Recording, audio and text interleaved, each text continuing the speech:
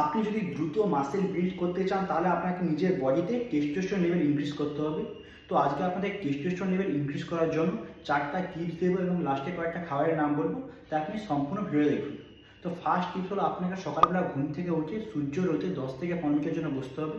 এখান থেকে আপনার বডিতে ভিটামিন ডি লেভেল ইনক্রিজ হবে এবং এর পাশাপাশি আপনার বডিতে টেস্টোস্টেরন লেভেল ইনক্রিজ হবে। সেকেন্ড হলো আপনাকে এক্সারসাইজ করার সময় কম্পাউন্ড মুভমেন্টে বেশি ফোকাস দিতে হবে।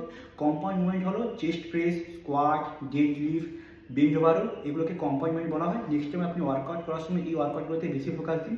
থার্ড সব থেকে ইম্পর্টেন্ট, আপনাকে কম করে রাত্রিবেলা 7 থেকে 7.5 ঘন্টা ঘুমাতে হবে। এতে আপনার বডি ভালো করে নিজেকে রিকভার করবে এবং আপনার বডিতে টেস্টোস্টেরন লেভেল ইনক্রিজ করবে। এবং ফোর্থ হলো আপনাকে নিজের স্ট্রেস লেভেল কম করতে হবে।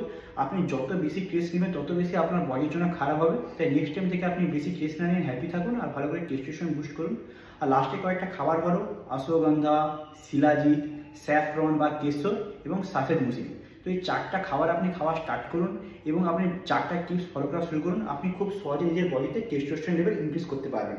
তো ওয়ার্কআউট টিপস, হেলথ টিপস বাংলাতে পাওয়ার জন্য এখনই ফলো করুন আর ভিডিও অবশ্যই শেয়ার করুন।